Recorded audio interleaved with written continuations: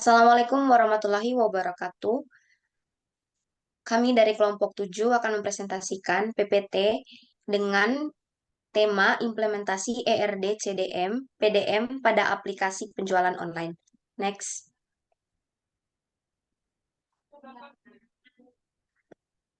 Di sini kelompok kami beranggotakan 4 orang. Yang pertama ada Agnes Astri Mulyani dengan NIM 220512141211. Ada Keira Rutkeja Dorleben dengan NIM 220512141117. Ada Ivander Brian Ramadan dengan NIM 220512141150.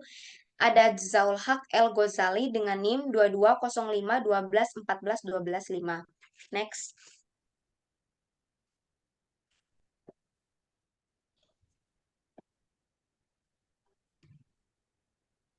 Pendahuluan. Penjualan online telah menjadi bagian integral dari dunia bisnis modern, dan pengelolaan data yang efisien menjadi kunci keberhasilan dalam memastikan operasi berjalan lancar. Kami akan membahas implementasi ERD, CDM, dan PDM dalam konteks aplikasi penjualan online agar mempermudah pemeliharaan, pertumbuhan, dan skala dari sistem penjualan online ini. Next.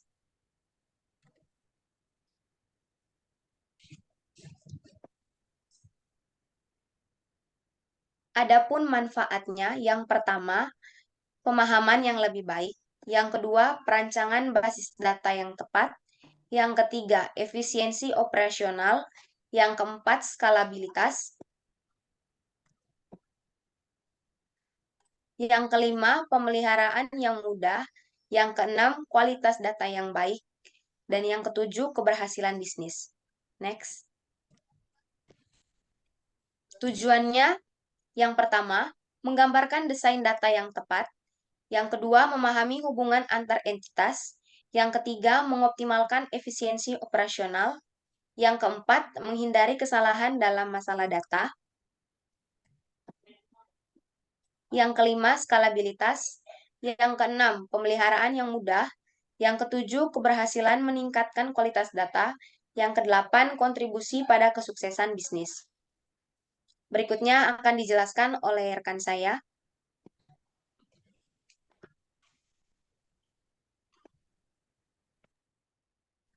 ERD, Entity Relationship Diagram, adalah sebuah alat yang digunakan dalam desain basis data untuk menggambarkan struktur data dan hubungan antara entitas dalam suatu sistem informasi. ERD adalah komponen penting dalam tahap perancangan basis data karena membantu dalam memvisualisasikan dan merencanakan bagaimana data akan disimpan, diorganisasikan, dan saling terkait. Next.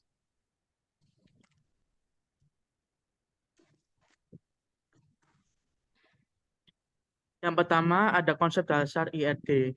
IRD didasarkan pada dua komponen dasar, entitas dan hubungan. Entitas adalah objek atau konsep dalam dunia nyata yang memiliki atribut yang menggambarkan entitas tersebut. Yang kedua entitas. Entitas dalam IRD dapat berupa objek fisik seperti orang, buku, atau mobil, atau objek konseptual seperti perusahaan, departemen, dan atau pesanan. Next.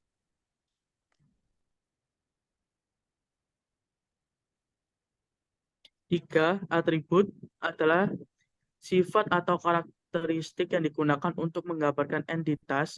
Setiap atribut memiliki tipe data yang sesuai seperti string, integer, tanggal, dan lain-lain. Yang keempat ada hubungan. Hubungan menggambarkan keterkaitan antara entitas. Hubungan dapat berupa satu ke satu, satu ke banyak, atau banyak ke banyak. Next. Kardinalitas. Kardinalitas adalah atribut hubungan yang menggambarkan berapa banyak entitas yang terkait dalam setiap sisi hubungan. Yang enam, ada kunci primer. Kunci primer adalah atribut atau kombinasi atribut yang unik untuk mengidentifikasikan setiap entitas dalam sebuah tabel. Next.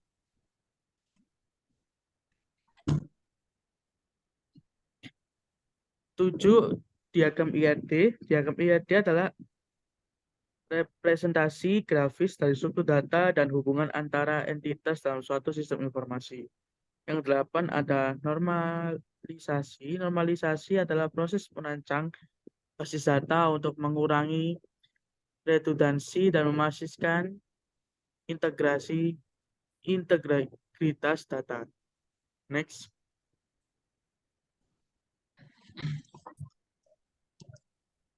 Yang sembilan, tahap desain. IRD adalah bagian dari tahap perancangan basis data yang merupakan langkah penting dalam siklus pengembangan perangkat lunak. Yang ke-10, implementasi. Setelah IRD selesai, basis data dapat diimplementasikan menggunakan sistem manajemen basis data seperti MySQL, PostgreSQL, atau Oracle. Next.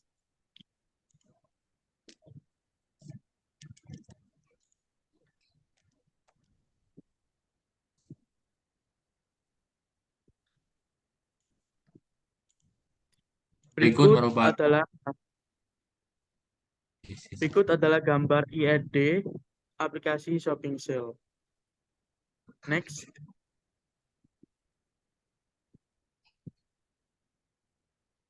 Penjelasan diagram IRD. Yang pertama, customer adalah orang yang memesan produk. Yang kedua, supplier adalah orang yang memasok produk. Yang ketiga, produk adalah barang yang dipesan oleh pelanggan dan dipasok oleh pemasok. Yang keempat, shipping adalah proses pengiriman produk dari pemasok ke pelanggan. Hubungan antara entitas-entitas tersebut adalah sebagai berikut. Yang pertama, customer memesan produk dari supplier. Yang kedua, supplier memasok produk ke customer. Yang ketiga, produk dikirim ke customer. Next.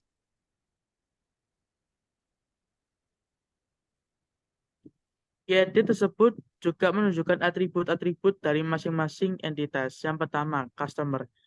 Dalam customer ada atribut yang pertama, customer ID, name, address, email, phone number. Yang kedua, supplier ID, name, address, email, phone number. Yang ketiga, produk ID, name, kategori, price, stock, description, dan rating. Yang keempat ada kurir ID, tracking number, name, phone number, address. Next.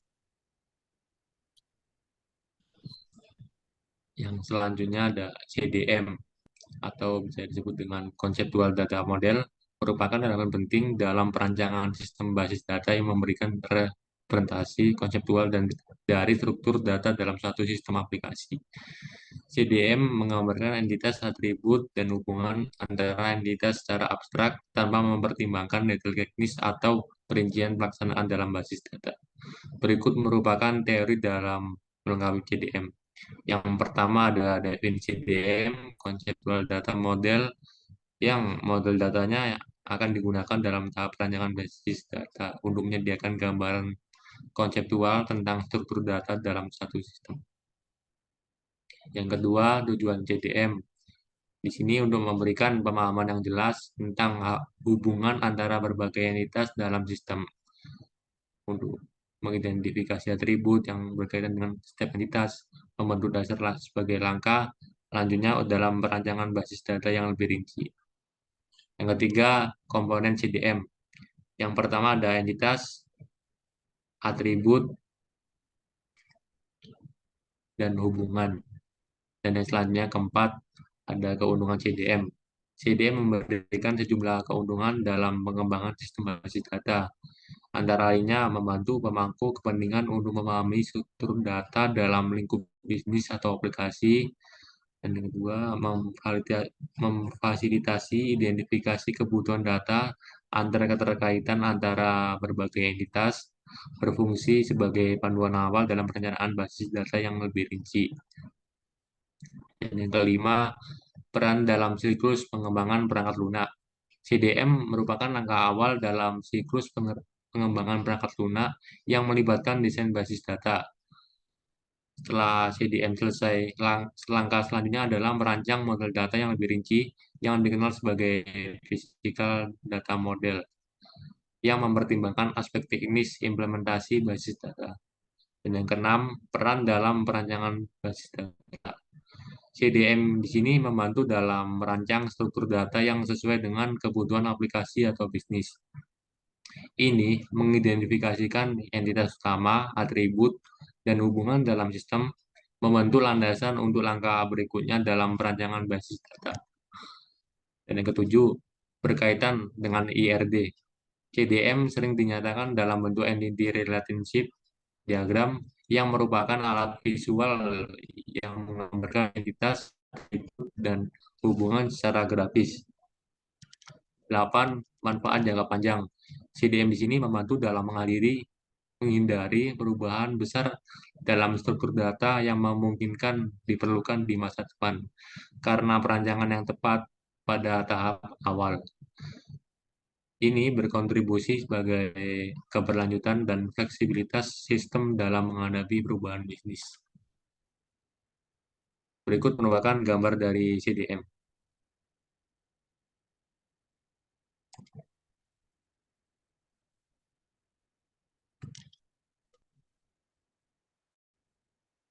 Gambar di atas, CDM menggambarkan hubungan antara berbagai sistem, termasuk pengguna, admin, produk, pemesanan, dan kurir. Dan yang pertama adalah pengguna. Di sini adalah orang yang menggunakan sistem untuk berbelanja. Kedua, admin, orang yang mengelola sistem. Selanjutnya ada produk, barang yang akan dijual di toko online. Pemesanan adalah pemesanan yang akan dilakukan pengguna pemesanan memiliki berbagai atribut. Yang terakhir, kurir, perusahaan yang mengirimkan ke pelanggan. Berikut adalah penjelasan lebih rinci tentang hubungan antara berbagai sistem. Pengguna dapat membeli produk, admin dapat menambah, mengubah, dan menghapus produk, admin dapat menerima pemesanan dari pengguna, admin dapat mengirimkan produk kepada pembeli melalui kurir. Diagram ini dapat digunakan untuk memahami cara kerja sistem secara keseluruhan. Dan diagram ini juga dapat digunakan sebagai menganalisis sistem dan identifikasi potensi masalah atau area perbaikan. Berikut adalah beberapa contoh penggunaan diagram ini. Untuk memahami cara kerja sistem secara keseluruhan, dan untuk memahami, menganalisis sistem, dan mengidentifikasi potensi. Dan yang ketiga, untuk dokumentasi sistem. Dan yang selanjutnya akan dibacakan dengan rekan saya. PDM atau biasa disebut Physical Data Model. Physical Model adalah elemen sentral dalam perancangan basis data yang menggambarkan implementasi teknis dari struktur data dalam suatu sistem atau aplikasi. Ini merupakan perwujudan konkret dari cara data disimpan, diorganisasi, dan diakses secara teknis dalam sistem basis data. Berikut adalah teori yang lebih panjang mengenai PDM. Yang pertama yaitu definisi Physical Data Model. PDM adalah model data yang menggambarkan aspek teknis dan fisik dari struktur data dalam basis data suatu sistem atau aplikasi. Kemudian ini mencakup detail seperti data atribut, indeks, relasi tabel, kunci asing, pembatasan integritas referensial, dan implementasi teknis lainnya.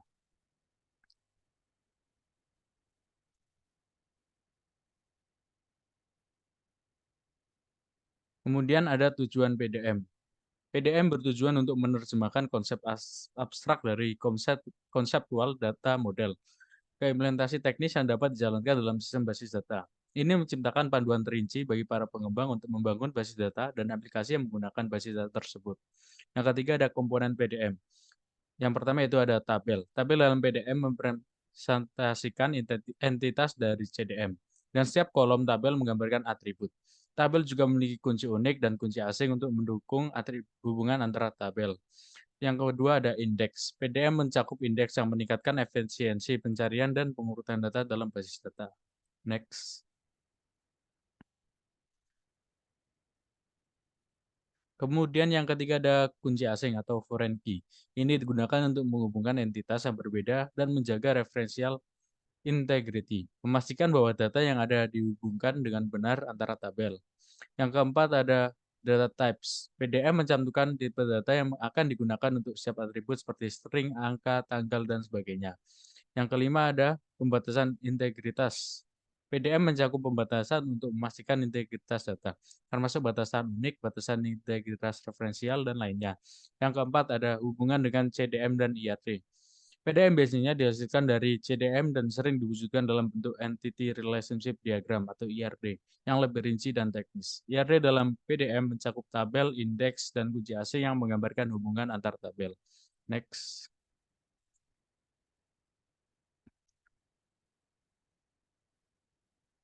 Kemudian yang kelima ada implementasi teknis. PDM merinci cara tabel dibuat, indeks diatur, dan hubungan diimplementasikan dalam bahasa atau sistem basis data tertentu, seperti SQL Server, MySQL, atau Oracle. Ini mencakup skema basis data, sintaks SQL, dan rincian teknis lainnya. Yang keenam ada pentingnya PDM. PDM adalah titik transisi penting dari perancangan konseptual atau CDM ke implementasi teknis dalam pengembangan perangkat lunak. Ini membantu dalam membangun basis data yang efisien, kuat, dan dapat diandalkan untuk mendukung operasi sistem dan aplikasi. Next. Yang ketujuh ada keberlanjutan dan skalabilitas. PDM juga mempertimbangkan kebutuhan skala dan pertumbuhan sistem dalam jangka panjang. Memastikan bahwa basis data dapat berkembang seiring perkembangan bisnis. Yang ke-8 adalah peran dalam pengembangan perangkat lunak. PDM adalah dasar untuk pengembangan aplikasi yang menggunakan basis data tersebut. Para pengembang menggunakan PDM sebagai panduan teknis untuk mengakses dan memanipulasi data dalam sistem. Next. Berikut adalah gambar dari diagram PDM. Diagram ini menunjukkan bagaimana ketiga elemen tersebut saling berinteraksi. Next.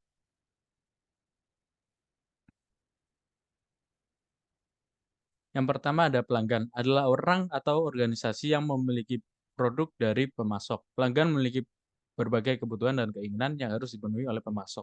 Kemudian ada pemasok, adalah orang atau organisasi yang menyediakan produk pada pelanggan. Pemasok bertanggung jawab untuk memastikan bahwa produk yang mereka sediakan berkualitas tinggi dan memenuhi kebutuhan pelanggan. Yang ketiga ada produk, adalah barang atau jasa yang dijual oleh pemasok kepada pelanggan. Produk memiliki berbagai atribut seperti nama, harga, kualitas, dan fitur. Next.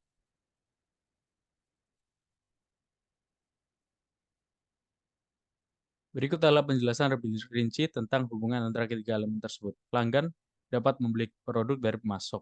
Kemudian pemasok dapat menjual produk pada pelanggan. Pemasok juga dapat menyediakan produk yang dibutuhkan oleh pelanggan. Pelanggan dapat memberikan masukan pada pemasok tentang produk yang mereka beli. Diagram ini menunjukkan bahwa hubungan antara pelanggan, pemasok, dan produk adalah saling menguntungkan. Pelanggan membutuhkan produk dari pemasok, dan pemasok membutuhkan pelanggan untuk beli produk mereka.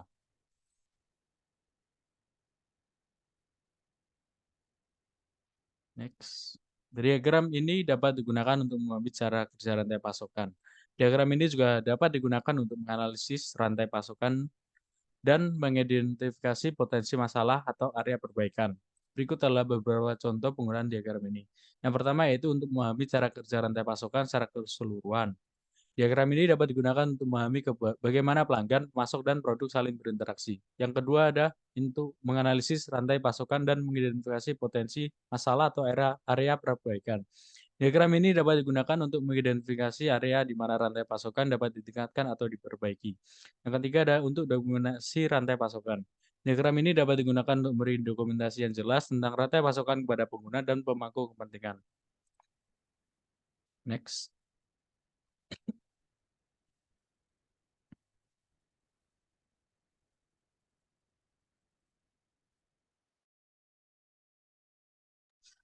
Kesimpulannya, pada aplikasi penjualan online, bahwa perancangan data yang tepat adalah kunci keberhasilan dalam membangun dan mengelola aplikasi penjualan online yang efisien. Melalui ERD ini, kami mampu menggambarkan dengan jelas hubungan antara entitas seperti pelanggan, produk, pesanan, dan pembayaran. CDM juga membantu dalam mengidentifikasi atribut utama dan membentuk landasan konseptual yang untuk desain basis data. Selanjutnya, PDM juga menjadi titik transisi yang penting dalam menghubungkan antar konsep dengan implementasi teknis dalam bentuk tabel, indeks dan dari kelompok kami. Apabila ada kesalahan kata,